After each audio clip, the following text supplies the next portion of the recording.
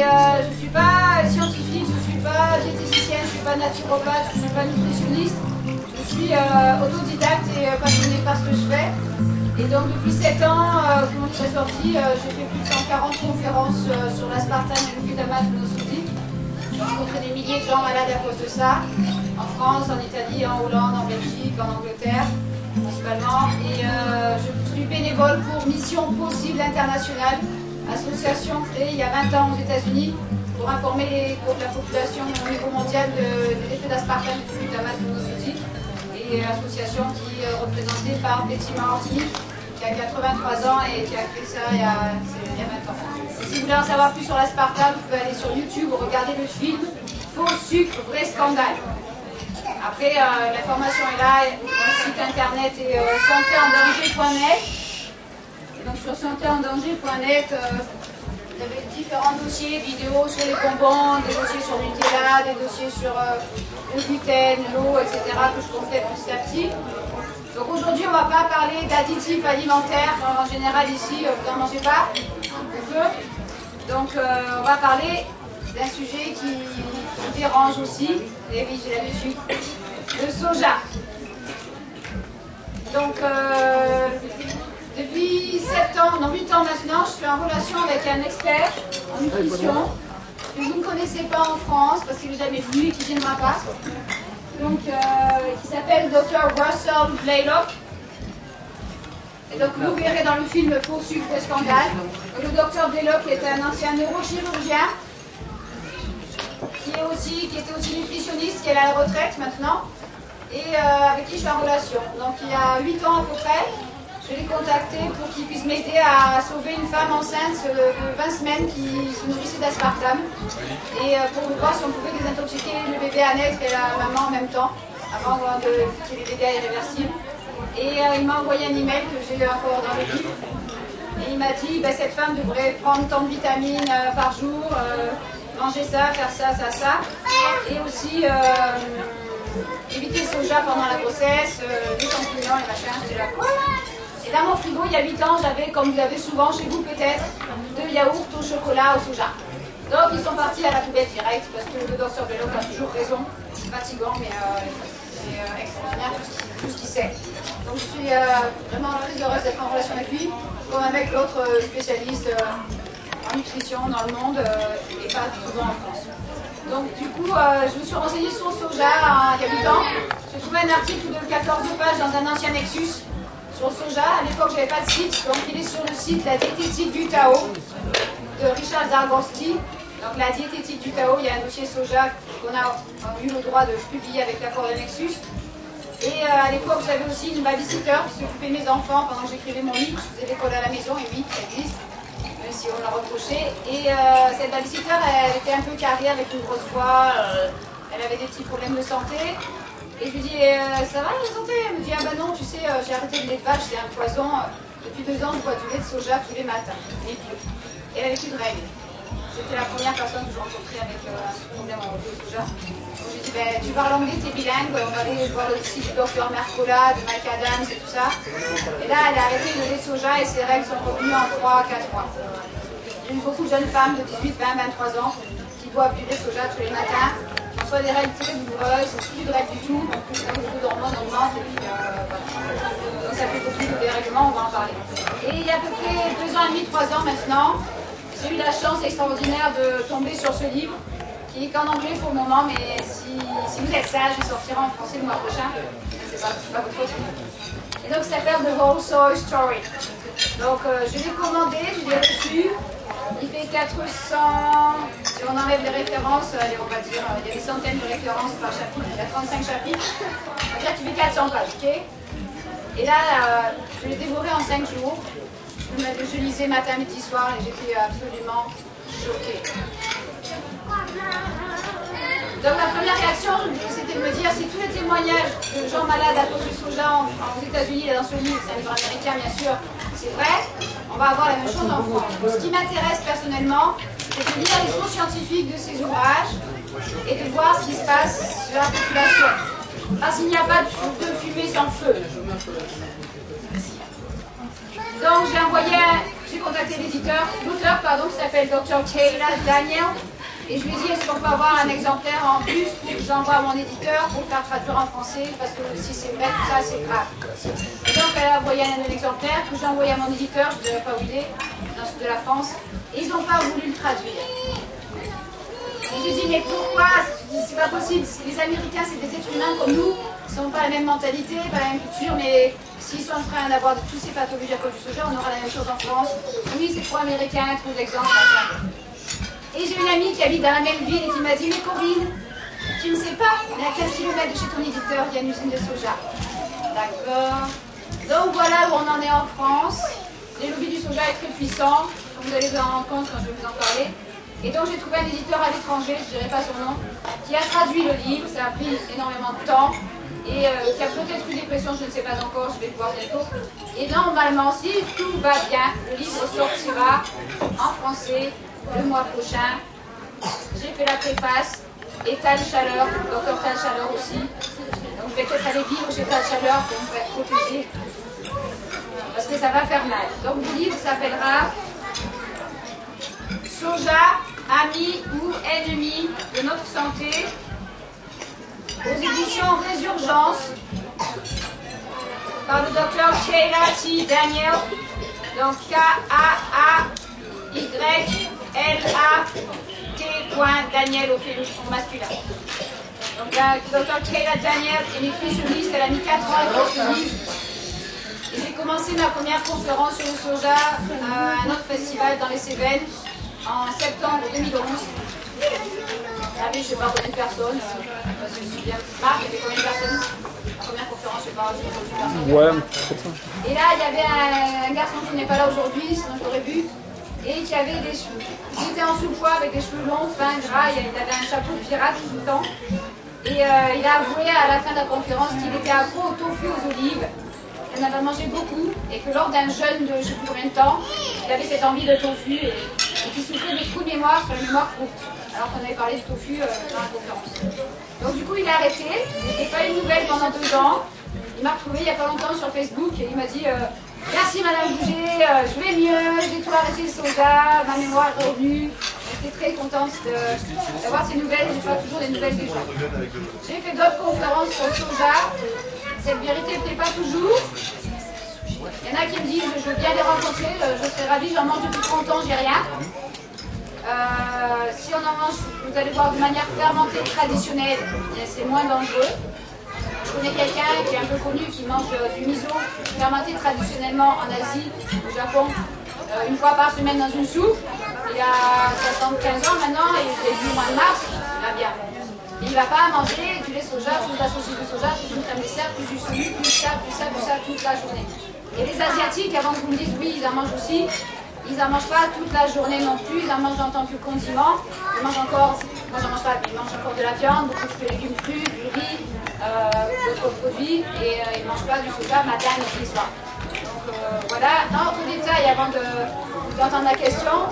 Quand vous achetez des haricots mango, il y a marqué soja vert. Dans le doute, moi au début j'enlevais toutes les graines de soja vert, les mélanges de graines à germer. Et j'ai appelé le docteur Kayla Daniel au téléphone et je lui ai dit c'est du soja vert ou c'est pas du soja? Voilà, elle m'a confirmé que c'est pas du soja, donc haricot mango ça va. Maintenant le soja jaune germé dans les magasins asiatiques, là c'est du soja. Donc précaution, il vaut mieux prévenir que guérir. Depuis que j'ai fait un certain nombre de conférences sur le soja, j'ai rencontré des personnes de 5 ans à 75 ans avec un ou plusieurs effets secondaires du soja que je vais vous lire tout à l'heure.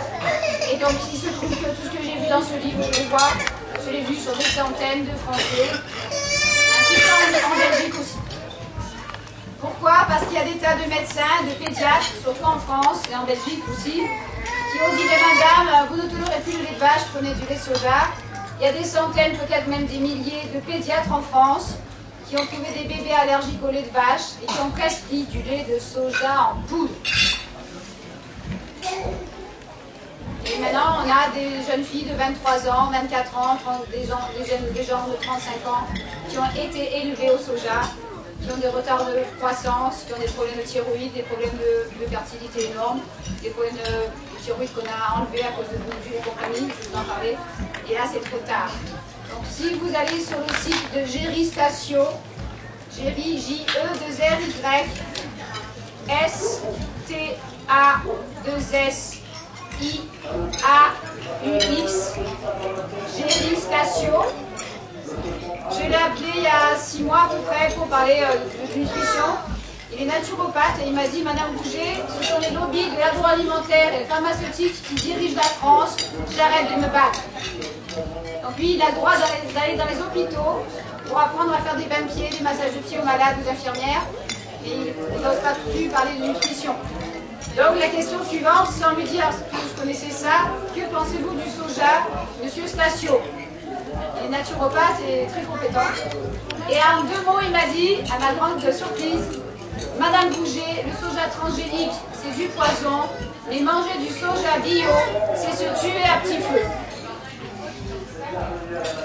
Je dis, on est d'accord. Donc en France, il y a 4 naturopathes que je connais, dont aussi un naturopathe qui dénonce le soja, qui s'appelle Yves Cassard. Yves Cassard, C-A-2-S-A-R-D. Il est à 7 dans la région. Et il a eu beaucoup de patients avec des cancers après 10-15 ans de soja bio. Donc lui, il est contre le soja aussi même dans les cantines. Les cantines qui passent bio et qui veulent une journée sans viande, ils mettent du tofu pour des enfants, c'est aberrant. Mais ils ne veulent pas entendre le message pour le moment. Peut-être qu'il y aurait des conflits d'intérêts avec ceux qui fabriquent ces aliments, on ne sait pas. Donc quand ce livre va sortir, Soja, ami ou ennemi de notre santé, comme on l'espère, avec Tom Chaleur, je vais vous faire une petite présentation avant qu'il arrive en français. Et j'ai découvert, avant de partir, que sur le site du docteur Kayla Daniel, elle vient de faire un article de 6 pages qui s'appelle Recovering from Soy. Comment se remettre, retrouver la santé après avoir pris du soja. Donc c'est assez impressionnant ce qu'elle ose écrire là-dedans.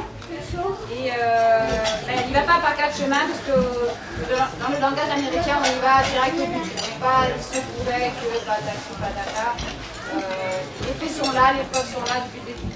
Donc pour ceux qui savent l'anglais, ils pourront feuilleter ça. Je n'ai pas eu le temps de le traduire en français, mais il existe 2 sortes de soja dont on va parler. J'appelle le soja caché et le soja non dissimulé que vous mangez de manière volontaire. Avant de commencer, je vais vous lire une citation de Nelson Mandela qui dit « L'éducation est l'arme la plus puissante qu'on puisse utiliser pour changer le monde ». Donc on va faire un petit résumé sur l'histoire du soja. Il y a 2500 ans, les Chinois considéraient le soja comme non comestible. Cette plante était alors utilisée pour enrichir le sol en nitrogène, car elle le capture dans l'air pour le transmettre au sol par ses racines. Puis des méthodes de préparation ont permis d'éliminer les antitrypsines contenues dans le soja par des méthodes de fermentation. Les effets du soja, les troubles digestifs, les flatulences et les ballonnements pouvaient être plus ou moins maîtrisés.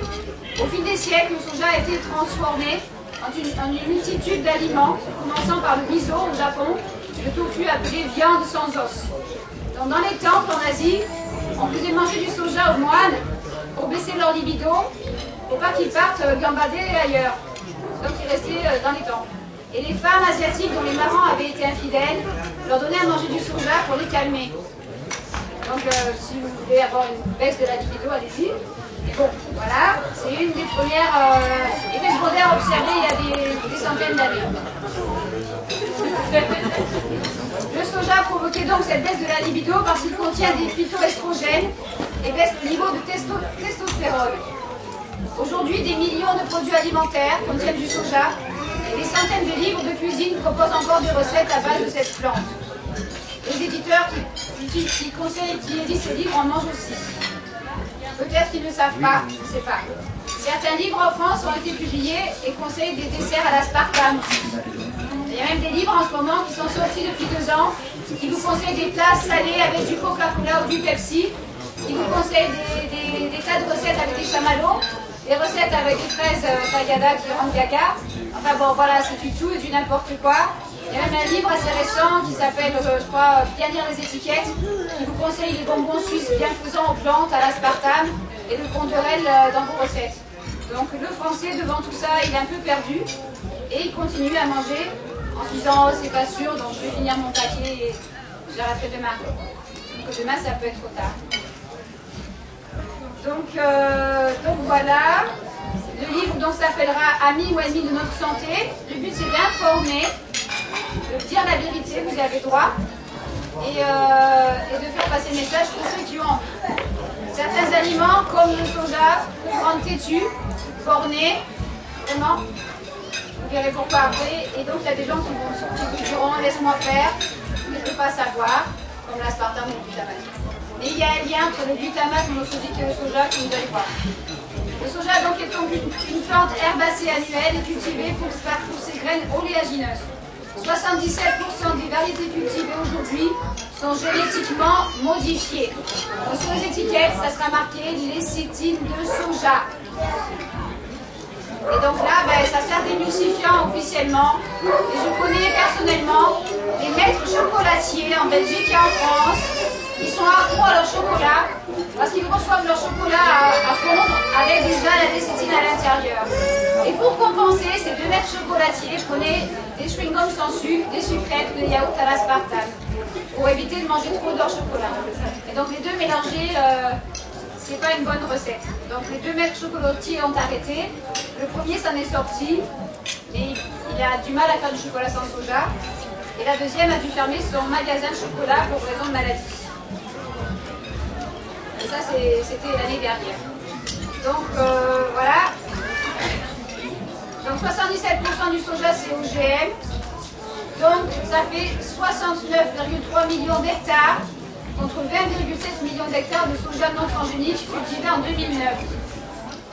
Le soja est utilisé pour l'alimentation humaine, pour l'élevage intensif, 87%, et pour la production destinée aux aliments vaches, laitières, porc, volailles et même certains poissons. L'huile, quant à elle, est utilisée dans l'alimentation humaine et de plus en plus dans les agrocarburants. Depuis 1965, la production de soja dans le monde n'a cessé d'augmenter. C'est absolument exponentiel. En 40 ans, la production mondiale de soja a explosé pour passer de 30 millions de tonnes par an dans les années 60 à 200 millions de tonnes aujourd'hui. Cette production est assurée à 82% par les États-Unis. Il y a aussi le Brésil et l'Argentine et la Chine qui en produisent 7%, tandis que l'Inde et le Paraguay en produisent entre 2 et 3%. Dans l'Union européenne, l'Allemagne, les Pays-Bas et l'Espagne sont les principaux triturateurs de soja. L'Italie produit 550 500 tonnes de graines. En 2010, la France a produit 139 959 tonnes de soja, à comparer aux 4,5 millions de tonnes qu'elle a importées, principalement du Brésil, surtout pour l'alimentation animale. Si vous voulez en savoir plus sur la déforestation au Brésil, je vous conseille le film de Patrick Rouxel, R-O-U-X-E-L, qui s'appelle Alma, A-L-M-A, Alma, defilm.com. Je déconseille ce film au moins de 15 ans et je vous déconseille de manger avant. Moi, j'ai regardé lors d'une soirée débat après un repas, je n'ai pas digéré. C'est très dur, c'est un réalisateur de film qui communique avec l'image, il n'y a pas de parole, il n'y a que le choc des images et le son. C'est vraiment très dur à regarder pour Alma, je vous déconseille de montrer ça à des enfants. Après, il y a aussi Green, le film qu'il a fait sur l'île de Palma à Bornéo. À partir de 10-11 ans, oui, en dessous, c'est à vous de juger. C'est des films sans parole, il n'y a pas besoin de sous-titrage, il n'y a pas besoin de droit d'auteur, car ils ont été filmés sans autorisation, ils sont gratuits. Donc si vous allez sur mon site santéendanger.net, il y a un dossier huile de palme où il y a les deux sites des films de Patrick Rouxel. Donc Alma, c'est sur la déforestation au Brésil pour élever la vache à viande, à cuire et à lait. Et pour la déforestation pour le soja transgénique, il y a des images chocs sur le changement des paquebots de soja pour arriver en Europe, pour vous alimenter par des aliments et par certains aliments comme la lécithine de soja. Donc tout comme certaines cultures intensives, l'huile de palme, coton, thé, café, maïs. C'est du soja a provoqué la déforestation sur de nombreux continents, en particulier en Amérique du Sud. Selon le livre paru l'année dernière au mois de juin de Michel Tarier, T-A-2-R-I-E-R, L'agro-terrorisme dans nos assiettes. Aujourd'hui, 12 à 16 millions d'hectares de végétation forestière sont rongés chaque année, sans aucun retour en arrière possible, soit 2 terrains de football à la seconde. C'est absolument gigantesque. Et c'est tous les animaux qui habitent ces forêts primaires, on les sacrifie, on les revend, on tue les petits, on fait des choses innommables avec les mamans orang-outans en Asie, etc., etc. Il est temps vraiment de prendre conscience et de participer à l'arrêt de cette déforestation en refusant tout produit, même bio à l'huile de palme par exemple, ou si vous désirez, c'est à vous de choisir, en refusant tout produit contenant du soja.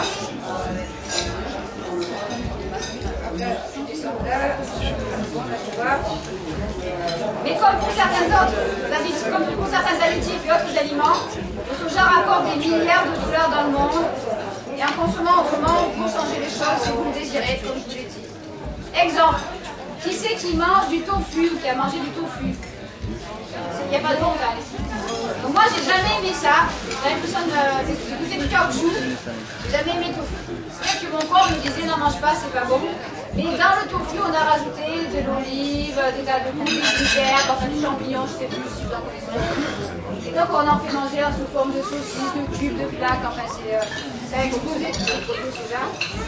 Et donc le tofu en 1990 a rapporté 95 millions de dollars. En 1996, 130 millions de dollars. Dans le livre, page 73. Afin de gagner du temps, nous parlerons ici de 2 sortes de soja dans vos aliments. Le soja invisible et le soja visible, que vous consommez de manière volontaire. Alors ça peut être parce que vous êtes végétarien, parce que vous pensez que ça remplace le lait, que ça remplace la viande, parce que c'est à la mode, ou parce que, au pire des cas, un médecin vous l'a conseillé ou un nutritionniste ou diététicien non informé. Il ne faut pas lui jeter la pierre, sinon il n'y en aura plus. Vous devez dire, vous êtes trompé, docteur. Voilà, s'il est prêt à accepter. Donc voilà, et là j'ai eu des cas en Belgique de femmes, une femme de 52 ans, qui a eu comme conseil de l'hôpital de prendre du lait de soja et des produits au soja pendant ça fait 10 ans. Et elle était en meilleure santé avant, et elle a fait 2 cancers du sein à répétition. Sa fille de 26 ans commence à manger aussi du soja, elle commence à avoir des problèmes divers et variés. Et le père n'en prend pas et il va bien. Donc ça c'était cette année en février, quand j'ai expliqué ça au père, il a dit voilà que je veux dire à ma femme. Du coup, ça remonte jusqu'au médecin à l'hôpital de Bruxelles qui a donné ce mauvais conseil. Et des cas, j'en ai partout en France, je vais vous expliquer ça par la suite. Il n'y a pas de fumée sans feu et là, ça me fait peur. Moi, je ne mange pas, mais ça me fait peur pour vous parce que c'est d'empathie. Donc, on va parler du soja invisible, la lécithine ou le E322. Donc, dans les produits industriels pour les cachets, on mettra E322, on mettra lécithine tout court ou lécithine de soja ou de tournesol. Substance émulsifiante présente dans tout organisme vivant, dont les œufs en particulier.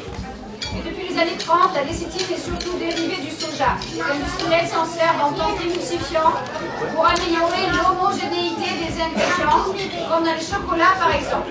Donc il y a 2 solutions. Soit vous allez au supermarché, vous achetez du chocolat industriel qui contient la lécithine de soja, et là vous allez remarquer quelque chose, l'addiction. C'est pas qu'un émulsifiant. Vous mangez 1 carré, 2 carrés, 3 carrés, une barre, 2 plaquettes, 3 plaquettes, 4 plaquettes, 5 plaquettes. Et j'ai eu un cas d'une jeune maman de 27 ans, il y a 3 ans, qui mangeait 4 ou 5 plaquettes par jour, et qui avait un nodule à la thyroïde sans manger d'autres produits qui peuvent la provoquer à côté. Elle était employée dans des croisières en bateau, les paquebots, et elle grignotait son chocolat en travaillant, voilà. Donc, jolie fille, hein, mais voilà. Donc, si vous prenez du chocolat bio sans lécithine de soja, il y en a de plus en plus, il y a différentes marques, il y a 2 marques à la fin de mon livre. Quand j'en mange, j'ai pas l'addiction, moi, je suis pas très gourmande non plus, hein. Je mange 1 carré, 2 carrés, je m'arrête, la plaquette, elle dure 4 mois dans le frigo, j'oublie. Et on peut faire aussi son propre chocolat cru, ça se fait dans le débat à 3 heures, voilà. On n'est pas obligé de manger des produits qui contiennent la lécithine de soja. Il y a aussi des biscuits pour enfants très connus en cercle avec du chocolat au milieu, avec un joli prince dessiné dessus. Et les enfants en raffolent. Alors là-dedans, il y a un tas de produits toxiques, dont cette lécithine et des arômes de vanilline, etc. Et d'autres particules du monde. Et là, l'enfant qui mange ça, il devient un petit obèse rapidement, il devient un petit prince. Mais il ne peut pas s'en passer. Donc là, j'avais confisqué à un enfant obèse ce paquet de biscuits. Et je lui ai dit, regarde-toi maintenant, c'est plus du tout un petit prince, tu commences à devenir un petit cochon. Donc il a fait un caprice une semaine à sa mère, elle a pris mes biscuits. Les paquets de biscuits a fait le tour de la France avec moi jusqu'à ce qu'ils partent à la poubelle en entier. Je garantis que j'en ai pas mangé. Donc ça, c'est le soja invisible. Il sert donc d'émulsifiant. Cet ingrédient devient d'autant plus invisible lorsque vous achetez des chocolats au poids, car là, vous n'avez pas accès à la liste des ingrédients, vu que c'est de la vente à emporter. Donc ça coûte combien le chocolat chez Maître Chocolatier au kilo? Très cher. On va dire entre 80 et 99 € le kilo. On choisit ces beaux petits chocolats, on met ça dans une belle coffret en carton de toutes les couleurs, avec un bon ruban autour. Et là, les ingrédients, il n'y en a pas. C'est légal, c'est de la vente à emporter. Donc il y a 3 ans, on m'a offert une belle boîte de chocolat avec un chocolat bleu au milieu qui s'appelait un chardon, je crois. Et là, je suis partie avec la boîte chez Maître Chocolatier. J'ai dit, je suis intolérante au machin truc et au soja. Est-ce qu'il y en a dedans? Je ne sais pas. Donc la personne, elle vend des chocolats à 90 € le kilo. Et elle ne sait pas ce qu'il y a dedans. Je dis, vous allez voir Maître Chocolatier, je vous la liste. Vous avez le droit, hein, même au restaurant. Et à partir de chercher la liste, donc c'était un bloc, le roi, avec lequel il fait chardon. Et là, il y avait bien marqué lécithine de soja, colorant bleu 131, je sais plus lequel. Je dis, ok, merci. Je n'ai pas mangé mes chocolats, surtout pas. Et je ne l'ai pas offert à mes amis. Donc voilà, ils sont partis à la poubelle. Et c'était une amie qui m'avait offert ça. Donc là, vous avez le droit de savoir s'il y en a ou pas en cas d'intolérance ou d'allergie. Vous allez voir que ça peut aller très vite. Donc du coup, on a parlé des Maîtres Chocolatiers tout à l'heure, qui sont accros à leur propre chocolat, donc c'est déjà un cas. Je veux dire que le soja provoque aussi l'addiction. Pour compenser, certains consomment donc des aliments sans sucre, comme je vous ai dit, pour ces pauvres Maîtres Chocolatiers. Heureusement qu'il y a encore des chocolats bio de plus en plus, sans lécithine de soja, pour le plus grand plaisir des petits et des grands. C'est vrai qu'un petit morceau de chocolat, de temps en temps, on a envie. Hein. Après, la lécithine de soja va se cacher aussi dans des tonnes de pâtes à tartiner. Vous connaissez tous la marque. Donc Julien Serralini le disait il y a 3 ans à Toulon. On voit marquer lécithine de soja, c'est sûrement des OGM, comme aussi amidon de maïs transformé. Là, vous mettez amidon tout seul, amidon transformé ou amidon de quelque chose. On joue sur les mots et on joue sur le fait que vous n'allez pas trop lire les étiquettes, on vous voit dans un bain de désinformation. La lécithine de soja est aussi utilisée dans tous les chewing-gums. Vous n'avez pas besoin de mâcher comme les ruminants toute la journée, c'est du comme à mâcher. Donc lisez bien vos étiquettes. Et là, elle est presque toujours transgénique. Donc si vous voulez en savoir plus sur les OGM, il y a différents films en français et en anglais. Et il y en a un qui a fait beaucoup de bruit aux États-Unis qui s'appelle Génétique Roulette, qui n'est toujours pas en français et qui est sorti l'année dernière en même temps que Touche Cobaye. Et on n'a pas parlé de Génétique Roulette, surtout pas, parce qu'il était vraiment extraordinaire et ça montrait les effets des OGM, donc toutes sortes d'OGM, sur la santé des animaux d'élevage et des humains. Et les effets, même sur les enfants autistes, une fois qu'on les nourrissait plus sans OGM. Les OGM, c'est pas que ce qu'il y a dans les champs, c'est aussi une centaine d'additifs alimentaires. C'est très bien expliqué sur le site de Jeffrey Smith aux États-Unis. Et donc, du coup, il y a un petit carnet, en tient avec moi, où il y a la fameuse liste des additifs qui pourraient contenir des OGM. Le premier, c'est quoi? Et il y en a une centaine comme ça. Quand on retire les OGM de l'alimentation, plus le gluten et les produits laitiers et les additifs pour les enfants autistes, eh ben ils vont mieux. Mais en France, on ne va pas vous dire, parce qu'on fait de l'argent avec cette pathologie. Il y a aussi les huiles végétales, les protéines végétales texturées, les protéines hydrolysées, les huiles hydrogénées, les farines qui peuvent dissimuler les dérivés de soja, dont l'huile est très souvent hydrogénée. Représentant donc des risques pour notre santé, mais des fortunes pour certains grâce à votre argent et surtout votre désinformation. Et en France, je crois que c'est le pays le plus désinformé au monde, plus que je vois. On va parler maintenant du soja visible. Qu'est-ce que je désigne? Par tous ces produits à base de soja bio, que des millions de gens achètent de manière volontaire, pensant que ce soja peut remplacer les produits laitiers, la viande, en cas d'allergie ou par choix personnel. Des millions de personnes consomment encore du soja bio tous les jours, Et les rayons des magasins diététiques semblent crouler sous des tonnes de produits au soja. J'ai même vu à un moment des petits berlingots, qui se souvient des berlingots de lait concentré de chez Nestlé. Et bien là, il y a ça en forme de soja. Ça a fait beaucoup d'argent. J'ai vu des choses, des chantilly en bombe à base de soja, j'ai vu des saucisses au soja, j'ai vu des tonnes de desserts, alors on vous rajoute du chocolat, de la vanille pour donner du goût à une plante à la base qui n'a pas que le bon goût. Et on le transforme de manière traditionnelle ou pas. Et c'est là le problème. Donc là, il faut faire attention. J'ai rencontré des gens de tous les âges, surtout des 30-35 ans. Des hommes, des femmes qui en consommaient beaucoup depuis des années. J'ai vu des jeunes hommes de 30 ans me dire « Ah oui, c'est vrai, quand je mange du soja, je fais 5 kilos. » Et j'en ai vu beaucoup. Donc on va passer tout à l'heure aux effets secondaires. Alors les effets secondaires, c'est ce que j'ai trouvé dans le livre. J'ai vu tous les témoignages, j'ai fait une liste pour comparer avec ce que j'allais voir en France et j'ai déjà bien vu. Et c'est assez inquiétant.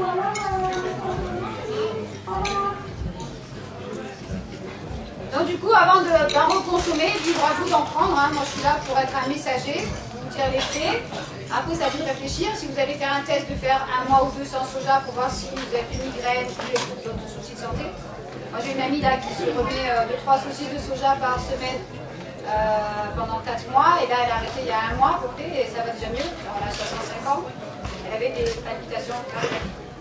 On avait cherché tout ce qui pouvait provoquer, mais ça peut dire arrêter toutes les saucisses. Donc il vous faut savoir aussi que le soja contient en plus des doses importantes de fluor. La plante absorbe le fluor du sol par ses racines, par l'air et par les fertilisants avec lesquels le soja est traité et avec l'eau avec laquelle il est mélangé lors de sa préparation. Nous n'avons pas ici le temps de parler du fluor. Si vous voulez en savoir plus, il y a un dossier fluor sur mon site. Et il y a le livre du docteur Bernard Montin qui s'appelle Fluor, une erreur majeure, comment faire autrement. Il parle aussi des produits où on trouve du fluor. Bernard Montin, c'est M-O-N-T-A-I-N. Fluor, une erreur majeure chez le premier. Il n'y a pas que ça dans le soja.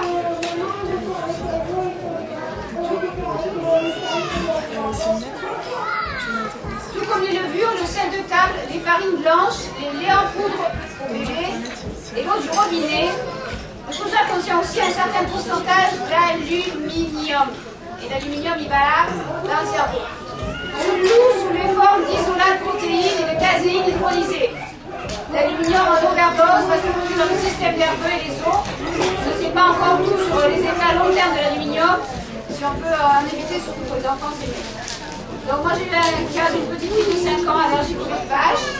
Et à la cantine du coucher d'été maison, elle prenait un petit, à la place d'un mousse au chocolat pour les autres élèves, elle prenait un petit yaourt que maman apportait au base de soja au chocolat. Et en parlant de son institutrice, elle m'a dit c'est vrai qu'elle a un petit peu de mal à apprendre, elle a un petit peu de retard d'apprentissage. Donc c'était pas compliqué, la maman avait 3 enfants, elle est débordée, elle attend en 4e, elle n'a pas le temps de cuisiner pour ses enfants. Et la conférence du soir, je lui donnais une recette avec 5 ingrédients pour faire de la crème au chocolat pour sa fille, sans produits laitiers, sans gluten, sans soja. Elle me dit non, j'ai pas le temps. J'ai 5 minutes pour la recette, c'est la recette de chocolat que j'ai fait la entière. Écoutez, je vous souhaite bon courage, je passe juste l'info, ce livre est pas encore sorti. Elle a 5 ans, c'est pas trop tard, vous pouvez bien faire, c'est vous qui choisissez, vous êtes sa maman. Après, si on n'a pas le temps de cuisiner ou de s'informer pour le bien-être de la santé de son enfant, peut-être attendre pour en avoir, je sais pas. Donc, je n'ai pas insisté, si elle ne veut pas savoir, je ne veux pas savoir. Et c'était dommage pour cette petite fille, je ne sais pas ce qu'elle est devenue, je ne veux pas non plus suivre tout le monde. Donc au niveau du soja, il est aussi très riche en isoflavones qui sont phytoestrogènes et qui peuvent avoir des effets sur la santé des consommateurs, comme une baisse de la qualité du sperme chez les hommes et du lait maternel en cas d'allaitement. Selon un rapport de l'AFSA, qui n'existe plus, qui est maintenant l'ANSES, de mars 2005, les études menées sur des animaux suggèrent que l'exposition aux phytoestrogènes pourrait favoriser la prolifération de la croissance des tumeurs chez les femmes ménopausées, avec antécédent de cancer du sein. Notre étude montre une corrélation entre la consommation de tofu et une mémoire affaiblie. Dans ce livre-là, c'est une étude faite en Asie sur des consommateurs intenses ou moins grands consommateurs de tofu. Alimentation des enfants. En juillet 2005, l'AFSA a émis une mise en garde grâce à l'usage de préparations à base de soja avant l'âge de 3 ans. Moi j'ai vu un jeune de 17 ans, sur le même festival l'année dernière, il avait 17 ans, ça faisait 1 an qu'il buvait du lait soja tous les matins. Il était torse nu, comme souvent, là, il faisait chaud. Et il arrive avec mon stand sur les additifs. Ouais, je mange pas tout ça, moi je suis végétarien. Et je regarde, je fais quoi. Et donc, il me dit depuis 1 an, je bois du lait soja tous les matins. Il avait un sein qui avait commencé à pousser comme une petite poire. Pas encore l'os, il avait des petites réactions cutanées et les cheveux étaient déjà abîmés pour 1 an de soja. Alors j'étais gentiment lui dire, tu sais, tu devrais penser à essayer d'arrêter, t'as que 17 ans. Ouais, je veux pas savoir, je suis une victime, je fais de la musique. Ok, c'est pas grave. Et demain, si tu veux, je fais une conférence là-bas. Il n'est pas venu. Et là, sa mère arrive. Oh mon chéri, t'es là, t'es beau, t'es beau. Je dis, ah, c'est votre fils, madame, je peux vous parler.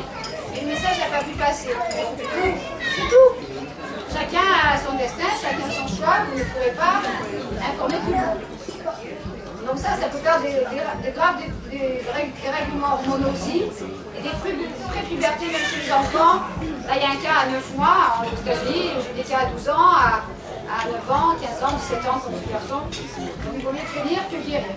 Par contre, si vous avez une assemblée de 90 élèves de 16-18 ans, vous dites aux garçons que le soja, ça peut faire rétrécir les testicules et pousser les seins, là, ça n'arrête pas. C'est à 18 ans, la virilité, c'est important. Hein. Donc du coup là, ça calme.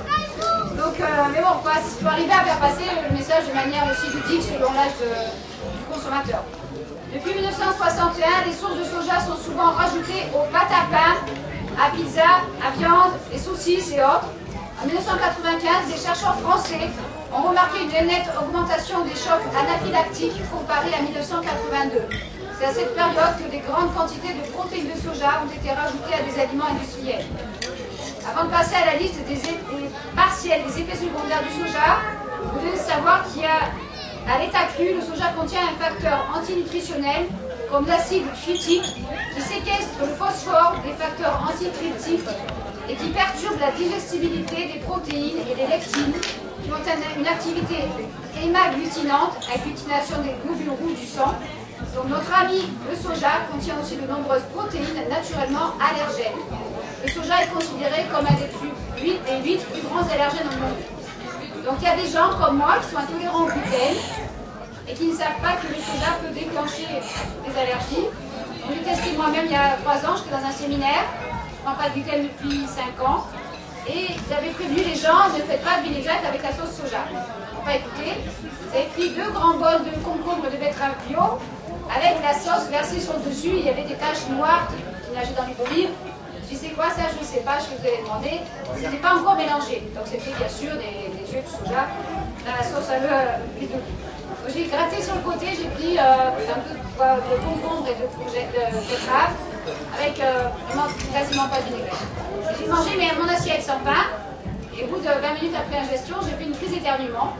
J'avais une amie avec moi, elle me dit, t'es enrhumée, Corinne? Je dis, ah non, je sais pas, pourtant j'ai pas mis de gluten dans mon assiette, je sais pas pourquoi j'éternue comme ça. Je dis, il n'y a pas de gluten. Et comme par hasard, j'allais faire ma 2e conférence sur le soja, je suis tombée sur une page dans ce livre, en l'ouvrant comme ça, comme par hasard, où elle disait que si on est intolérant au gluten, la moindre dose de soja, on peut réagir comme si on avait pris du gluten. Ça, on ne va pas vous le dire. Et donc, du coup, j'ai testé pour vous, c'était pas grave, c'était des éternuements. Et depuis, je n'ai pas touché à 0,0 g de soja. Donc, si ça peut le faire sur moi, ça peut le faire sur vous, sur vos enfants. Il faut être à l'écoute de son corps. Il ne faut pas partir chez le médecin en disant j'ai mal à la tête, j'ai mal au ventre. Votre corps, il vous parle, il vous dit t'as mangé ça, je te fais ça. Si on ne fait pas le lien, si on n'est pas informé, moi je suis docteur, je vous donnerai un médicament à l'aspartame pour provoquer des diarrhées ou calmer vos migraines. On marche sur la tête. Mais bon, l'idée c'est d'informer. Donc il y a des jeunes enfants, selon le docteur Steve Daniel, qui peuvent réagir après un seul biberon au lait de soja et être malades pendant 3 semaines ou finir aux urgences. Les méthodes de transformation industrielle du soja peuvent influencer son potentiel allergène, et ça les médias ne nous en parleront pas, bien au contraire. Comme pour un certain édulcorant de synthèse très connu, le travail de désinformation rapporte encore beaucoup de fraude d'argent, donc soyez prudents car vous êtes manipulés. Donc il y a plein de livres sur le soja. Aux États-Unis, sur son site, le docteur Kayla Daniel a mis un carré comme ça avec un squelette qui est à genoux et qui dit oui, donnez-moi n'importe quoi sauf du tofu. Donc voilà, bon après aux États-Unis, on va directement au but. On aime bien un peu choquer la population. En France, on vous endort avec des sons de musique douce à la télé avec des publicités. Il n'y a pas que la télé, il y a aussi des tas de magazines qui vivent de la pub pour les marques de soja. Une certaine photo dans la présentation. Voilà. C'est assez impressionnant. On va passer à la partie centrale, les effets secondaires. Donc ça, c'est la liste qui n'est pas probablement pas complète. Selon ce que j'ai vu dans ce livre et sur des centaines de Français. Donc il y a trouble du système nerveux, migraine. Il y a eu un cas, une femme de 47 ans qui vend des produits bio, miel, kiwi ensuite. Et depuis 10 ans, elle buvait du lait soja le matin, mais pas forcément tofu, sauce et tout ça. Pensant bien faire. Pendant 9 ans, elle a eu de grosses migraines. 9 ans. Et le docteur biologue aux États-Unis, quand il reçoit des migraineux, qui recevait des migraineux, il voyait s'il n'y avait pas d'aspartame ou du glutamate d'abord dans le régime alimentaire de la personne. Et s'il n'y en avait pas, il y avait souvent du soja. Donc pourquoi le docteur biologue a pu aider des centaines de milliers de gens aux États-Unis? Pourquoi personne en France n'a su ce problème-là? Cette femme a lu pendant 9 ans des tas de spécialistes, elle a fait des IRM, des scanners, etc. Et ils ne trouvaient pas doubler ses migraines. Donc pendant 3 ans, on lui a prescrit un médicament qui s'appelle Zomigoro, messieurs, dames, qui contient de l'aspartame et qui coûte 53 € les 12 comprimés.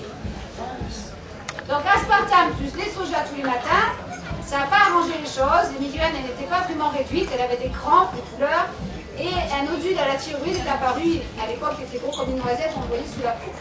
Donc on allait la mettre sous les Votirox pour régler la thyroïde, déréglée par le lait soja depuis 10 ans et avec l'aspartame et... Elle avait 47 ans. Et 10 ans de lait soja avaient provoqué tous ces problèmes-là. Donc j'espère qu'elle a arrêté, moi je l'ai informée. Et c'est quand même triste de voir que le corps médical n'a pas su l'informer pendant 10 ans. Il y a des cas beaucoup plus graves. Donc les migraines, c'est très souvent troubles du comportement, hyperactivité, agressivité, dépression, irritabilité, personne extrêmement têtue, fatigue chronique, chute des cheveux. Donc ça c'est très intéressant scientifiquement parlant, justement. Pour l'aspartame, les cheveux, quand c'est par des chewing-gums ou des bonbons suisses, entre autres, il y a aussi d'autres bonbons pour les hommes, avec un petit bateau. C'est un excès de phénylalanine qui abîme la racine du cheveu, commence à rendre les cheveux fins, puis il devient gris, blanc et tombe. Et donc du coup, pour l'aspartame, ta chute, elle commence là, souvent, au milieu, elle grandit jusqu'à ce qu'il n'y ait plus de cheveux en 3-4 ans selon la quantité consommée. Pour le soja, en général, ça fait une chute uniforme, des fois sur le dessus de la tête, mais pas aussi violente que l'aspartame. Il devient d'abord fin, gras, sans plus fin, jusqu'à ce qu'il devienne gris, blanc et tombe. Aujourd'hui, en France, je ne dirais pas dans quelle ville, j'ai connu une jeune femme de 28 ans qui a mangé du soja bio depuis l'âge de 13 ans, plusieurs fois par jour, qui a fait une première pelade à 16 ans. Donc on a dit c'est héréditaire, ton père a fait une pelade, machin. Elle est partie en Argentine, je crois, pour plus d'1 an. Les cheveux ont commencé à repousser, elle ne mangeait plus de soja, mais elle n'a pas fait le bien. Elle est revenue en France, elle travaille dans un magasin bio qui vend plein de produits au soja et qui fait des cours de cuisine avec ça. Elle a 28 ans, au mois de mars, elle n'avait plus un seul cheveu, plus un seul sourcil, plus un seul poil sur le corps. Quand je l'ai rencontrée, je me suis dit, oh la pauvre fille, elle doit avoir un cancer. Et comme elle était en train de faire le ménage, je me suis dit, non, ça va pas, si on fait un inconscient pour le ménage, c'est héréditaire. Et donc, je l'ai revue, elle a pris mon livre et je lui ai dit, allez sur mon site, il y a un dossier qui commence par C. En fait, elle a été sur mon site, elle a fait un autre dossier dont on parlera à 21h ce soir. Et elle a dit, oh, je m'appelle Coralie, moi aussi, tout. Ouais, et j'ai dit, vous avez un cancer, elle me dit, non, j'ai une pelade. Et là, on est parti sur le thème du soja, elle a plus de 25 effets secondaires de cette liste que je vais vous dire, je suis en train de lire. Donc j'ai tout de suite mise en relation avec une diététicienne, un nutrithérapeute. Elle a été voir un dermato qui a dit que les pores n'étaient pas bouchés. Donc ça avait repoussé. Ça fait 6 mois qu'elle a arrêté le soja. Les cils commencent à repousser, les sourcils aussi, le poids du visage. On espère que dans 1 an ou 2, elle aura retrouvé ses cheveux qui étaient déjà faits à la base, donc elle aura retrouvé ses cheveux. Une jeune femme de 28 ans chauve, c'est pas très joli, c'est triste pour moi. Un garçon, c'est plus à la mode, on ressemble à un footballeur connu ou à un boxeur, je sais pas, mais bon. Vraiment, c'est un cas qui m'a beaucoup touchée. Et c'est une jeune femme qui, peut-être plus tard, aura des enfants. Donc, chute des cheveux, c'est vraiment typique des consommateurs. Peau très vieillie, ça abîme les ongles alors que l'aspartame ne les abîme pas. Perte de la mémoire courte et baisse de l'apprentissage à cause des isoflavones du soja qui interfèrent avec une enzyme du cerveau, la tyrosine kinase. Vieillissement du cerveau, des 2 portions de tofu par semaine. J'ai vu un couple qui avait plusieurs symptômes tous les deux, qui mangeait 450 grammes de tofu par semaine à 2. 450 grammes, c'était en novembre 2011, c'est impressionnant. Moi, je sais pas, j'ai jamais aimé ça, mais bon, je vous montre qu'il y a vraiment une addition. Alors après, il y a aussi mauvaise assimilation des vitamines et des minéraux. Calcium, niacine, zinc, vitamine D, E et C. Le soja contient des phytates qui bloquent l'absorption du zinc, qui est essentiel pour le bon fonctionnement du cerveau. D'où peut-être, vous pourrez voir, les troubles du comportement et de la mémoire. Donc sans zinc, vous n'allez pas très loin. Ostéoporose, nombreux témoignages dans le livre, page 225. Addiction, plus on en consomme, plus on en veut. J'ai eu affaire à un acteur de cinéma connu à Montpellier. Et une amie m'a dit, contacte-le, dis-lui qu'il arrête le soja, il a déjà une maladie grave. Je lui ai contacté, j'ai gentiment informé par Facebook. Il m'a dit, Madame Bouger, je suis d'accord avec vous pour l'aspartame et le glutamate. Mais le soja, je ne pourrais pas arrêter d'en consommer. Ok, pas de problème, vous avez le droit d'en manger. Oh, vous me sentez à vous. C'était déjà trop tard. Je ne vais pas chercher à savoir si j'ai voulu. Trouble digestif. Donc il y a beaucoup de gens qui sont ballonnés, qui ont des flatulences. J'ai vu une dame il y a 3 semaines au marché qui me dit, oh là là, Madame Bouger, c'est très bien ce que vous faites, vous savez, je prends des fois du lait de soja le matin et le lendemain je prends du lait de vache dans les deux. Et je suis ballonnée, je ne sais pas pourquoi. Mais arrêtez-vous Madame, vous êtes à la retraite, vous faites de la vie. Donc dans mon site, il y a des dossiers. Il y a un dossier qui s'appelle Interview du docteur Blaylock, c'est en français. Il explique plusieurs choses. Et à la fin, il dit, le lait de vache et le soja, c'est 2 poisons. Donc lui, il a une énorme expérience en nutrition, il y a de nombreux livres sur lui en anglais. Et depuis, c'est extraordinaire. Problème cardiaque, arythmie, ma copine en Suisse qui mangeait 3 saucisses de soja par semaine, elle avait ses problèmes cardiaques il y a encore un mois. Je dis arrête les saucisses, on va voir. Après, c'est par élimination, on voit si ça va mieux. Déjà, ses cheveux, ça va mieux, en 3 semaines, un mois. Donc j'espère que le cœur, il va se calmer. J'ai besoin d'elle pour finir un film.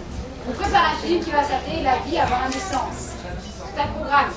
Du coup, il ne faut pas que je mange du soja. Baisse de la libido, on en a parlé. Impuissance aussi. Troubles hormonaux, c'est évident. Baisse du nombre de spermatozoïdes. Croissance des seins chez les petits garçons et les hommes. Les petites filles aussi. L'impact de plastique dans vos aliments qui provoque cette pré-puberté. Il y a aussi le soja. En France, on n'est pas prêt d'en parler. On a aussi des kystes sur les ovaires. Alors là, c'est partout, hein, dans le monde entier. Infertilité. Déformation congénitale, très grave. Problème de croissance, c'est aussi page 204 là. Affectation du pancréas chez tous les animaux testés. Arrêt du trouble ou trouble du cycle menstruel. Là, j'en ai plein. Flatulence, alors aux États-Unis, ils ont fabriqué des coussins spécifiques pour pouvoir péter sans vomir toute la pièce. C'est du délire, tout est fait pour faire de l'argent. Affaiblissement du système immunitaire, coagulation des globules rouges entre eux, du risque de thrombose, des boîtes, énormément de problèmes à la thyroïde avec du soja, c'est incroyable. Et la thyroïde est une glande qu'on a là, qui est en forme de papillon, qui est très importante. Et le professeur Blaylock, encore lui, je sais, je vous bassine un peu avec lui, il explique dans une conférence qui s'appelle Nutrition and Behavior, en anglais bien sûr, qu'il n'y a pas encore en français, on y travaille, qu'une maman qui a envie d'avoir des enfants, une femme qui veut procréer, doit faire vérifier l'état de sa thyroïde avant de commencer la grossesse, car selon lui, cette glande joue un rôle important pour la formation du cerveau du fœtus à naître. Et donc, je connais des amis qui n'ont pas fait ce test-là, et qui ont mangé du grand n'importe quoi pendant la grossesse avec une mauvaise thyroïde chez la mère. Et il y a 3 enfants dans cette famille qui ont des graves problèmes. Après, il faudrait faire la visite épidémiologique, mais la France ne le fera pas. Donc on continue, nodule à la thyroïde, cancer de la thyroïde. En France, on fait quoi? Au lieu d'essayer de soigner la thyroïde avec des méthodes naturelles, on vous enlève un morceau, 2 morceaux ou tout, et on vous fait une belle cicatrice comme ça ou comme ça. Et après, c'est quoi? C'est médicaments à vie. Que cette glande ne repousse pas et ça ne les intéresse même pas de chercher à savoir comment faire. Donc je ne sais pas s'ils ne font pas du trafic de thyroïde dans les hôpitaux, c'est un peu lent. L'aspartame aussi affecte énormément la thyroïde. Cancer du sein, des poumons, des ovaires, des os, on en a plein. Prise ou perte de poids selon la taille de la thyroïde. Donc on fait une hyperthyroïdie ou une hypothyroïdie. Et des fois il y en a qui font les deux. Donc du coup, en hyperthyroïdie, c'est quand on a un sous-poids très nerveux, très sec, avec un amaigrissement et les yeux qui commencent à sortir du crâne. Donc ça donne des troubles du comportement, l'hyperactivité, c'est parfois ingérable selon la personne. Et le contraire, c'est quand on prend du trop de poids avec une thyroïde dérangée en hypothyroïdie, Là, on transpire beaucoup, on devient dépressif, on devient plusieurs effets selon la pathologie, mais on peut faire les deux. Dans le livre, il est expliqué aussi qu'on peut faire aussi de l'anaphylaxie alimentaire, même à faible dose, et des crises d'asthme parfois violentes, voire fatales, même après 1 à 10 grammes de soja dissimulés dans de la viande, dans un hamburger, dans de la sauce, ou dans des kebabs, ou des boulettes de viande, de saucisses ou de pain. En général, la crise arrive à 30 à 90 minutes après ingestion. C'est dans ce livre, page 273. Transpiration excessive et mauvaise haleine. Un ami que je ne vais pas citer, mais qui est diététicien du sport, que j'adore. Et on ne s'était pas vu depuis 2-3 ans, ni au téléphone. Et sa femme avait choisi de manger un peu de tofu, d'aliments soja bio. Et c'est vrai qu'il me dit, après qu'elle est finie, elle a une mauvaise haleine, c'était ça. Non, il était quand même très branché sur le gluten et tout ça. Donc du coup, c'est à savoir, les furanomes dans la sauce de soja sont mutagènes pour des bactéries et peuvent endommager l'ADN. C'est page 60 du livre du docteur Kiela Daniel. Cette liste n'est malheureusement pas exhaustive. J'ai eu un cas dramatique dans le sud de la France, une petite fille qui est née allergique au lait de vache et dont la maman avait pris des sucrètes d'aspartame toute la grossesse. Donc le pédiatre a prescrit il y a 12 ans à cet enfant du lait soja en poudre. Et à 11 ans, elle a commencé à faire de l'agoraphobie. Donc le père m'a contacté. Et dans le frigo de cette famille, c'était moitié Coca Light, yaourt à l'aspartame, moitié produit au soja. Et cet enfant de 11 ans avait été élevé au lait soja, plus les yaourts, plus tout ça à côté, pas forcément bio. Et se nourrissait de sucrètes depuis l'âge de 2 ans, en mettant les boîtes de Condorel au-dessus de la bouche comme ça. Donc c'est pour ça qu'elle faisait de l'agoraphobie, qui n'est pas, à mon avis, pour le moment, je ne pense pas que le soja puisse le faire. Et c'est le mélange caféine-aspartame, selon le professeur Ralph Walton aux États-Unis, un psychiatre, qui est professeur en psychiatrie à New York, qui est dans le film Faux sucre de scandale. C'est ce mélange caféine-aspartame qui peut provoquer des crises d'agoraphobie. Cet enfant avait des problèmes d'apprentissage et de croissance, probablement, puisqu'on n'est pas encore sur le billet au soja, et des crises d'agoraphobie à 11 ans, je n'avais jamais vu à cet âge-là, parce qu'elle buvait tous les jours du Coca Light, parce que la mère prenait encore des sucrètes. Donc c'était une famille au bord de la crise, au bord du divorce. Et puis j'ai calmé, rassuré, et on a essayé de les mettre sur la bonne voie. Après les gens me donnent leurs nouvelles ou pas, c'est des milliers, vous imaginez même pas comme c'est grave. Donc il y a souvent des cas où c'est les deux. Il y a une autre femme de 47 ans qui buvait beaucoup de Coca Light et qui se nourrissait de produits au soja bio, qui avait des problèmes aux ovaires, des problèmes de mémoire, des problèmes de surpoids. Et on a sauvé, aujourd'hui elle va mieux, mais ça fait 4 ans. Elle a changé d'alimentation. Donc là, elle se nourrissait des deux produits. Donc il n'y a pas que des gens qui mangent que du soja, que de l'aspartame ou que du glutamate.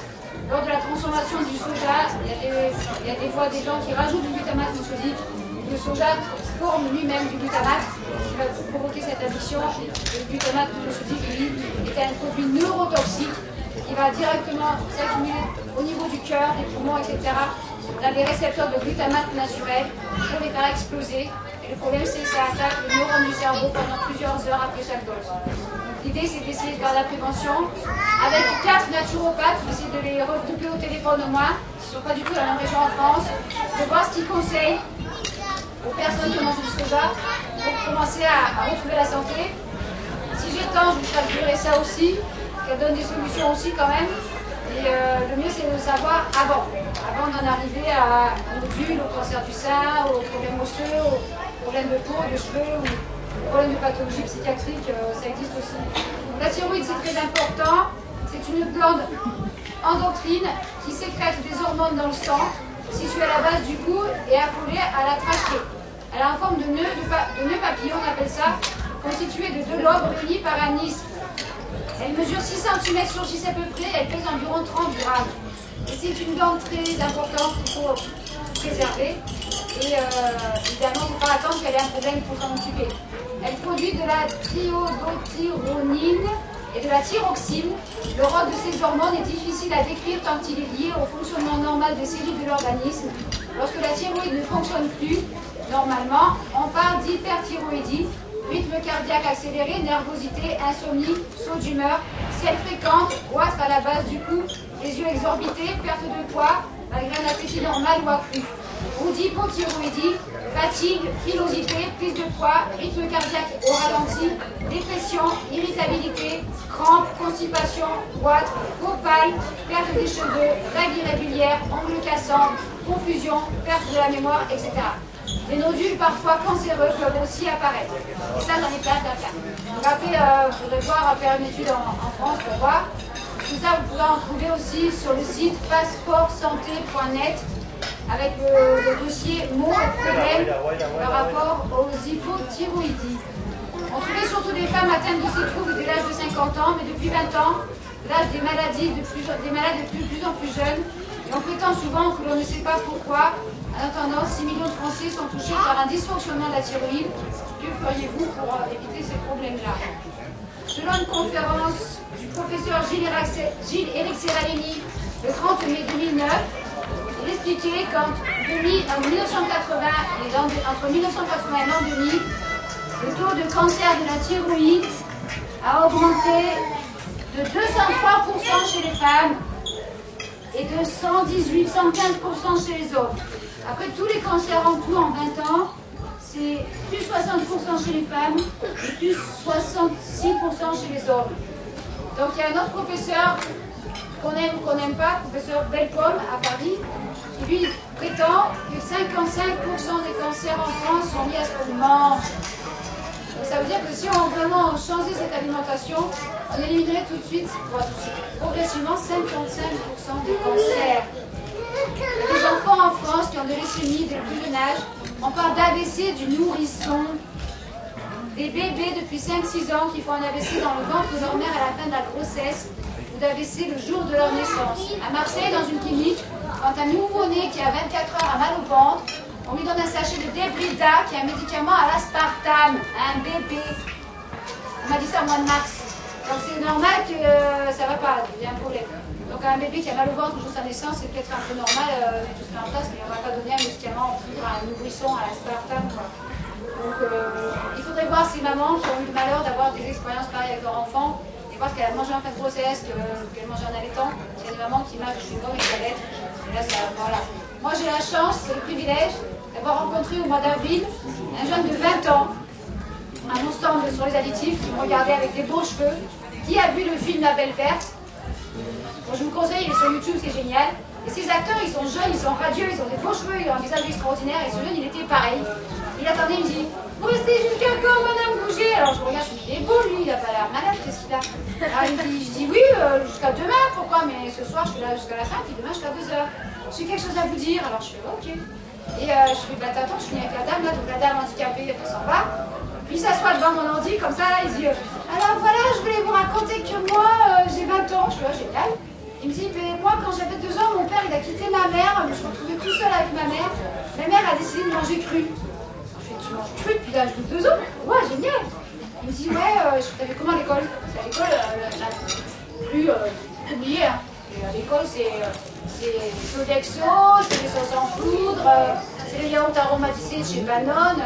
Allez sur YouTube et vous tapez Danone, B-A-N-O-N-E, c'est une parodie, c'est génial. Vous allez adorer, c'est un petit sketch. Et donc, du coup, voilà. Et donc, il a dit, j'ai pas été à l'école, j'ai fait l'école à la maison. Ce gamin, il a 20 ans. Il est beau. Il n'a jamais eu de maladie. Bon, il n'a pas été vacciné, mais ça, c'est un autre débat. Il n'a pas fait d'AVC, il n'a jamais fait d'épilepsie, il n'a pas 1 kilo en trop, il n'a pas un bouton, il n'a pas de lunettes, il n'a pas de cheveux qui tombent, il a mangé cru depuis qu'il est tout petit. Et il est magnifique. J'étais là, waouh. Et après, dans la publicité, j'en ai vu 3, les mêmes fratries, 27, 30 et 33 ans, qui sont instincto, depuis 10 mois, avec un papa qui s'appelle Bernard, qui est instincto depuis 35 ans. Ils sont tous comme dans la Belle Verte. Donc ça m'a fait vraiment plaisir de voir des jeunes adultes comme ça, qui sont ouverts, radieux, qui communiquent avec vous, qui ont des beaux cheveux, qui sont en pleine forme, en pleine santé, et qui n'ont pas touché à un seul produit de la malbouffe. Bon, après, c'est des rencontres comme ça qui vous donnent de l'espoir, je pense. Donc voilà, je vais juste vous montrer une image pour terminer avant les questions. Avant de passer aux questions, je vous laisse méditer 2 minutes sur cette surprenante page de publicité en Belgique de 2012 d'une grande marque de lait végétal que j'ai découvert bien sûr. Suite à tout ce que vous venez d'apprendre sur le soja, merci d'envoyer mentalement de la lumière à toutes celles et ceux qui ont besoin de découvrir cette vérité au plus vite et de vivre enfin en bonne santé. Que la vérité vous aide à retrouver la santé. Courez Catherine Gouget, lanceuse d'alerte indépendante, pour vous ouvrir les yeux. Et donc la publicité que j'avais trouvée en Belgique, c'était ça. Je ne sais pas si vous allez la voir. C'est une publicité pour un lait végétal très connu. C'est une tétine pour bébé en caoutchouc avec le bord de la tétine formé de grains de soja et il y a marqué Love Your Future, aimez votre avenir. Et ça m'a choqué cette publicité parce que c'est pour encourager les mamans à donner du soja à leur bébé quelque part mentalement. C'est comme un pictogramme. Et donc c'est complètement aberrant d'avoir vu ça et de voir de telles publicités. Non, sur des questions sur le soja, sur l'aspartame ou sur le gluten ou sur les produits laitiers ou sur le cru, c'est comme vous voulez. Dans 15 minutes, je vais faire mon atelier biscuits et gâteaux. J'ai un combat avec différents médicaments. J'ai le diabète type 2, j'ai arrêté les médicaments. Je suis pas chier, c'est le gynécologue. Je me disais que si je restais comme ça, on allait me faire des comme ça. Et en fait, quand j'aperçois qu'en commençant à manger cru, en faisant attention à mon diabète s'est stabilisé, a baissé, s'est stabilisé, et ma cataracte, on devait m'opérer, et en fait, c'est... Vous avez entendu ce qu'a dit le monsieur? Très bien. Alors la cataracte de monsieur commence à aller mieux. Si c'est bien mangé cru. Alors il y a un très bon livre justement qui est aussi sur mon site. Vous avez dans le dossier diabète. C'est quoi le titre? Le diabète en 21 jours, je crois. C'est le docteur Cousens, C-O-U-2-S-E-N-S, qui a sorti ce livre aux éditions Macro, édition en Italie. Donc il y a un dossier diabète sur mon site. Et donc il y a ce livre qui est assez imposant, qui aide les gens à guérir du diabète. Et il y a eu un film qui est sorti en 2006 aux États-Unis qui s'appelait Raw for 30 Days, cru pour 30 jours. Ils prennent des diabétiques de type 1, type 2 dans une ferme avec médecins, infirmières, etc. pendant 30 jours. Donc il y a des diabétiques de 23 à 75 ans, comme ça, par deux. Et ils sont un mois dans cette ferme à manger cru. Ils sont suivis tous les jours. C'est un film magnifique. Comme les Américains, quand l'équipe du Dr Cousens n'avait pas la motivation, on va dire, de le traduire en français, Marc et moi, on l'a traduit pendant des mois, des semaines, des mois. Et il est sur mon site sous le livre du Dr Cousens. Il y a des 5 liens sur Dailymotion, c'est ça? Et en français, tu l'as fait comment? Se débarrasser du diabète pendant 30 jours. Se débarrasser du diabète, comme ça. Donc vous avez sur le dossier, dans mon site, ce film. On a eu Geneviève Dormois, qui aux Antilles a guéri non seulement du diabète, des gens guéris, mais a aussi soigné le cancer d'utérus et du sein des gens en mangeant. Ouais. Vous pouvez aller sur internet, c'est Geneviève Dormois et vous verrez cette Juliette Dormois. Geneviève. Geneviève, pas. Geneviève Dormois. D-O-R-M-O-Y. Donc du coup, après sur le cru, il y a beaucoup de sites. Il y a le Chou Brave, c'est le premier magazine cru en France. Il y a des tonnes de livres, je crois que je les ai presque tous en anglais. Il y a beaucoup de sites en France. Il y a Vivre Cru, il y a Crudi Vegan, c'est un peu plus poussé. Il y a encore ce livre aussi qui est très bien, je vous recommande. Qui vous expliquera plusieurs choses de la cellulite avec des dessins. Ça s'appelle Alimentation, Santé, Planète, Nutrition pour nourrir la vie. C'est un naturopathe qui s'appelle Jean Briffaut, B-R-I-2-F-A-U-T. Et donc du coup, je vous expliquera les modes de cuisson, les OGM, les métaux lourds, la viande, le lait. Vous voyez, il y a pas mal de dessins comme ça. Il y a aussi plein de choses expliquées, les pesticides, les toxiques, les pathologies, les solutions, alimentation vivante et nutrition. Il y a beaucoup d'explications et beaucoup de dessins assez ludiques. J'explique les modes de culture aussi, il attache beaucoup d'importance à la terre. Il y a la page des mensonges aussi. Il y a beaucoup de dessins comme ça aussi. Quand on est intoxiqué, quand on n'est plus intoxiqué. Et donc vous avez aussi une femme extraordinaire qui s'appelle Irène Grosjean, G-R-O-S-J-E-A-N. Vous tapez Irène Grosjean, naturopathe. C'est une femme qui a Valence, qui a 84 ans, qui est naturopathe depuis 50 ans et qui mange cru depuis 35 ans et qui a une énergie d'une fille de 16 ans, en bonne santé on va dire, Et donc c'est incroyable de savoir que là cette femme c'est extraordinaire, elle n'aura jamais Alzheimer, rien du tout. Et elle me disait, j'ai eu l'honneur, le privilège de passer 24 heures avec elle, on va dire. Et arrivée dans la voiture à la gare, je lui dis Madame Grosjean, si à 84 ans je suis comme vous, je serais ravie. Je me dis attendez, Corinne, j'en ai encore pour longtemps à vivre. Hein. Alors pour elle, 70 ans c'est l'enfance, 80 ans c'est l'adolescence, 90 ans c'est l'âge adulte, puis on est plus moins, mais bon. Et elle a un savoir, cette femme, c'est incroyable. C'est une Bible vivante. Et elle m'a dit d'arrêter de manger du riz. De temps en temps, je mangeais du riz gonflé dans de l'eau, le riz sauvage, je le cuis encore. Et c'était le dernier truc cuit que je mangeais. Mais elle me dit, mais non, Corinne, c'est un féculent. Ça provoque des mucosités. Non. Si c'était pour ça, je me mouche tous les matins. Il faut arrêter le riz aussi. Alors là, déjà, j'ai arrêté le quinoa il y a 3 mois, mais le riz. Donc du coup, j'ai arrêté le riz depuis une semaine et tata, le riz ne coule plus. Donc voilà, mais Irène Grosjean, c'est une personnalité incroyable. Allez voir sur ses vidéos, c'est vraiment une femme extraordinaire. C'était plaisir de voir qu'à 84 ans, elle n'est pas en maison de retraite en fauteuil roulant, parce qu'elle a mangé trop de sucrètes, de gluten, de produits laitiers.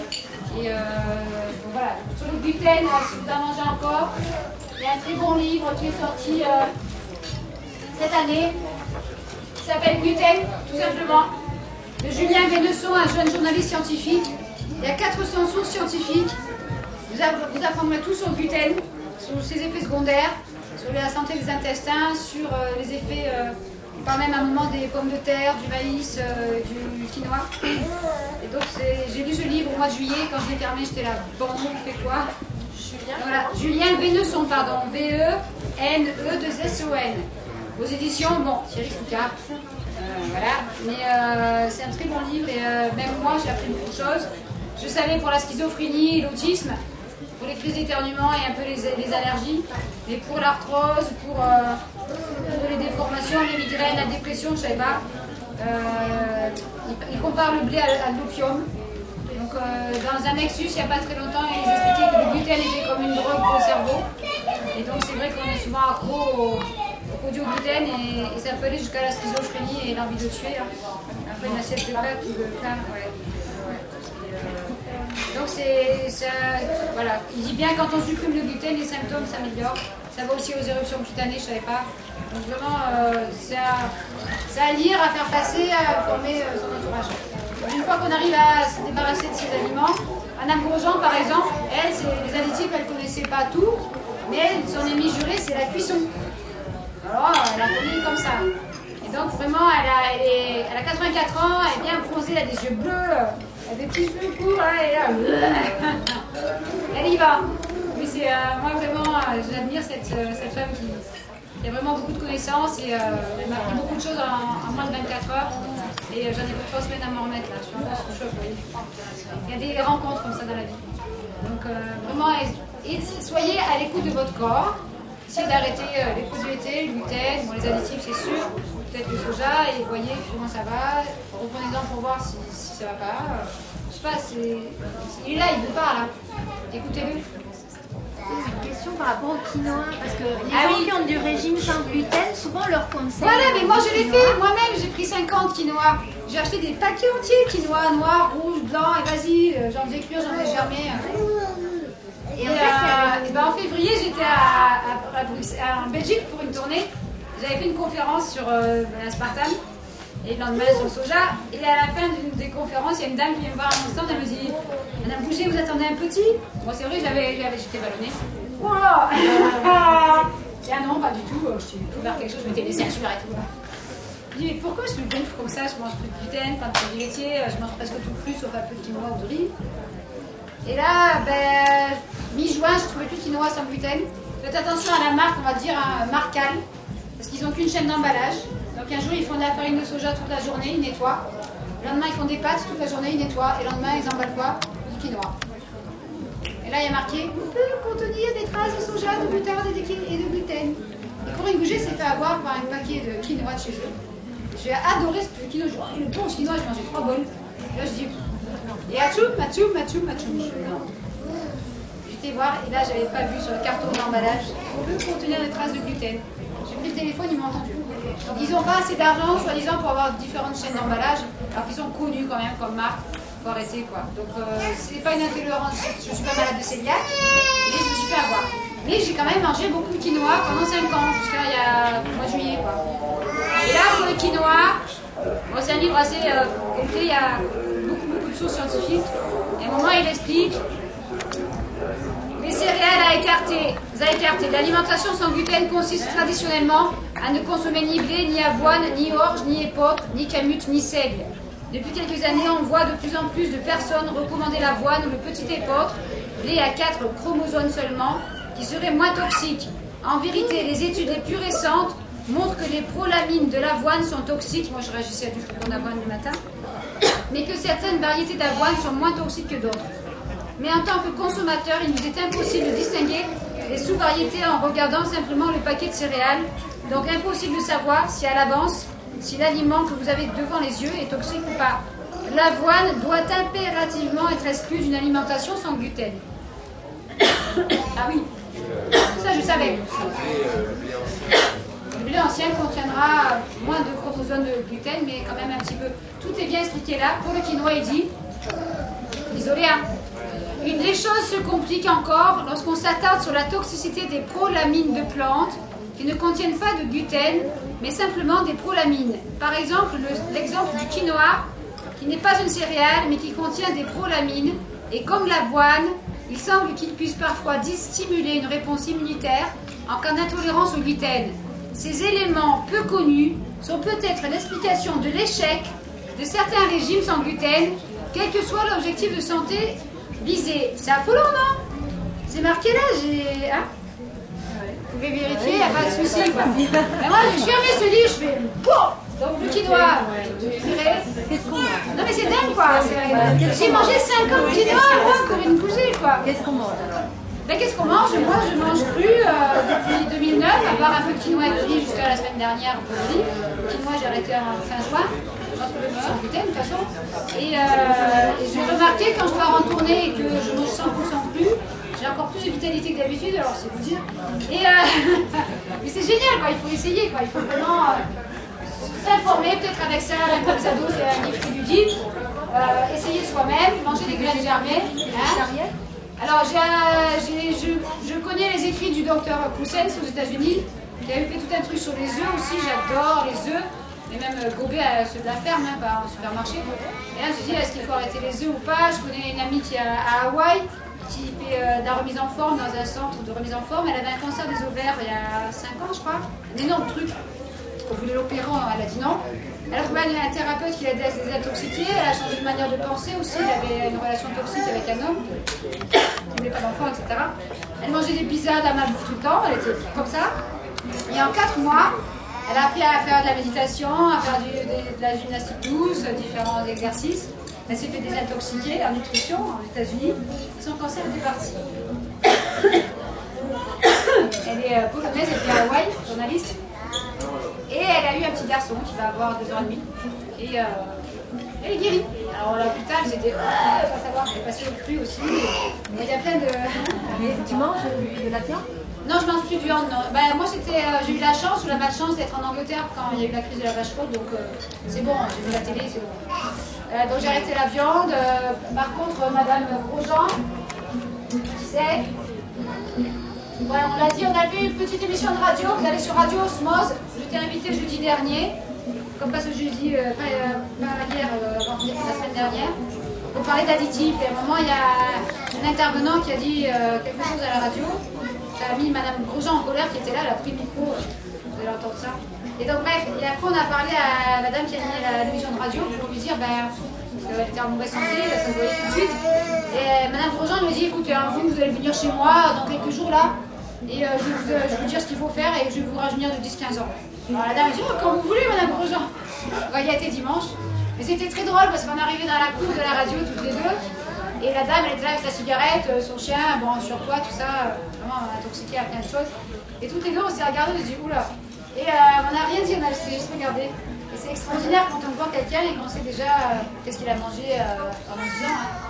Et donc je suis arrivée et j'ai dit, est-ce que madame peut s'asseoir avec moi, elle a écouté l'émission, puis elle m'amènera à la radio. Mais l'animatrice n'a pas su qui c'était au départ. Donc on est monté dans le bureau, Madame Grosjean s'assoit, je lui dis, tenez Madame Grosjean, asseyez-vous. Et l'animatrice elle dit, vous êtes Madame Grosjean? Je dis, oui, c'est elle. Elle dit non. Vous êtes la vraie Irène Grosjean? Alors je dis bah oui, j'ai dormi chez elle hier soir, ma compagne elle m'amènera à la gare. Et puis elle dit vous êtes la mère de Nelly Grosjean? Alors madame Grosjean dit bah oui, je suis sa mère. Ah c'est incroyable, vous êtes là, c'est dans ma radio. Alors je suis bah oui, je dis c'est génial, on va faire des émissions ensemble. Alors je dis bah oui, si vous voulez. Je dis en plus elle a écrit un livre, elle n'avait pas d'éditeur, je viens d'en trouver un, donc on lui fait ça en fait, de la pub, hein, parce que 50 ans d'expérience en nutrition, la naturopathie c'est génial quoi. Et donc voilà, c'est parti pour ça. Et Madame Grosjean me disait, je l'ai rappelé après pour noter, dans les graines germées, il y avait un autre auteur qui est très connu, qui est Claire Eva Pasquier, qui est là, voilà, qui a fait plein de livres aussi sur les graines germées. Donc dans les graines germées, selon Madame Grosjean, après 50 ans d'expérience en nutrition, en naturopathie, il y a 20 à 40 fois plus de protéines dans les graines germées que dans la viande. Il y a 4 fois plus de calcium dans les graines germées. Il y a 14 fois plus de calcium dans les graines de sésame que dans le lait. Il y a 34 fois plus de calcium dans le wakame, les algues de wakame que dans le lait. Et ça, vous le fixez, ce calcium. Alors que la France et la Suède, par exemple, sont un des pays qui a le plus d'ostéoporose. C'est les plus gros consommateurs au monde de produits laitiers. Donc les produits laitiers ne sont pas vos amis pour la vie, vous savez ça déjà. Ne le remplacez pas par du soja. Ça non, mais bon, ça va être trop tard pour plein de gens. Hein. L'idée c'est de prévenir les jeunes mamans avec des tout petits bouts de choux comme ça, pour pas qu'ils aient des dérèglements hormonaux à 5-6 ans, quoi, ou des retards d'apprentissage, ou des maladies graves. Donc du coup, il y a 3 fois plus de fer dans les graines germées que dans la viande au froid. Donc pourquoi aller chercher plus loin? Après on peut manger des avocats, il y a plein d'autres choses qui ont des protéines que ça. Donc moi ça fait depuis 2009 que je me suis mise au cru, en me disant oh là là, plus de gâteaux, plus de biscuits, plus de sorbets, je fais comment, j'adore cuisiner. Après il y a des gens qui sont instinctos, ils vont dire ben voilà, il y a un tas de fruits et légumes, je sens, je mange. Parce que voilà, c'est leur choix. Et ils sont en bonne santé aussi. Et moi je suis passionnée par la cuisine. Le sorbet, c'est quoi? Hein? Les sorbets, c'est quoi? Oui, on peut faire des sorbets cuits. Alors le sorbet traditionnel, c'est de l'eau et du sucre cuit. On va mélanger pour faire un sirop de sucre, j'en ai fait pendant des années. Et on mélange avec du fruit broyé. Donc au congélateur ou en sorbetière. Là c'est du sucre blanc, du sucre avec de l'eau qu'on va réchauffer. Donc les sorbets crus, c'est très simple. Il vous suffit d'avoir un extracteur de jus avec le filtre à pâté. Et vous congelez des fruits en petits morceaux. Vous les décongelez. Ne mettez pas le fruit directement dans l'extracteur de jus, ça casse la vis en fin. Vous décongelez un petit peu, 10-15 minutes. Vous mettez vos petits morceaux de fruits, bananes, ça peut être banane, fraise, framboise, poire, ananas, n'importe, mangue. Hein. Et vous mettez la machine en route et vous avez du sorbet, pur fruit qui sort. Et là-dessus, vous mettez un petit coup de chocolat, plus si vous êtes gourmand, enfin c'est infini. Voilà. Donc là, je suis en train d'essayer de finir mon premier livre de recettes crues. Ça sera comme une méthode, vous pouvez aller petit à petit. Il est presque fini, mais je vais rajouter ce que j'ai appris avec Madame Grosjean. Et bah oui, ça va faire. Et il me reste à rajouter 2 chapitres et des références à la fin. Et je l'envoie à mon grand-fils pour le faire mettre en page. Je n'ai pas de date de sortie du livre, toutes les photos sont faites et tout ça. Et c'est vraiment génial. Il y aura des recettes de bonbons aussi pour les enfants, de sucettes tâche-blanc ou fruits pour les enfants. De par pitié, n'achetez pas ces horribles sucettes bleu, blanc, rouge, là, jaune, vert. Ils sont vraiment hautement cancérigènes, neurotoxiques. Mais c'est un business. Donc voilà, on peut se nourrir autrement. Il y a des familles entières qui mangent plus. Il y en a 2 ici, une dame avec ses enfants et un monsieur qui est parti. Il y a vous aussi, voilà. Et allez poser des questions à ces gens-là, comment ils se sentent, quelle énergie ils ont. Une fois qu'on mange cru, au bout d'un certain temps, il y a des prises de guérison. On n'a pas à avoir des troubles digestifs, des fatigues, des migraines, parce que le corps il détoxifie. Et puis petit à petit, on est moins fatigué, on dort moins, on a plus d'énergie. On sent plus les énergies des gens aussi, on a une meilleure libido, etc. C'est le vivre pour le croire, quoi. Si on n'a pas vécu, c'est pas. Et ça a essayé, vous avez encore de nombreuses années devant vous. Et mettez-vous, allez-y, essayez avec vous-même, quoi. Et soyez à l'écoute de votre corps. Moi, si je mange cuit, même si c'est un peu de trucs sans gluten ou produits laitiers, je suis pas bien le lendemain. Et vraiment, j'ai mal à l'oreille, vous venez. Et après, ça fait 3 ans que je suis lancée dans cette aventure. Ouais, mais je ne reviendrai jamais à faire des gâteaux avec de la farine, des œufs, du sucre et de la levure. Mon four, il est rempli d'emporte-pièces, j'en ai pris un peu avec moi, et des plateaux de non-déshydrateur. J'ai débranché même mon interrupteur. Ça va. Donc voilà, mais c'est vraiment une autre vie, mais c'est très connu depuis les années 45 aux États-Unis. Il y a énormément de restos crus, restaurants entiers connus aux États-Unis, peut-être bientôt en France, mais on est tellement en retard. Je vois qu'il y a des chefs spécialisés dans les gâteaux crus. Il y a un couple qui sont mariés, ils ont fait un buffet cru pour leur mariage, ils ont fait un livre aussi en français.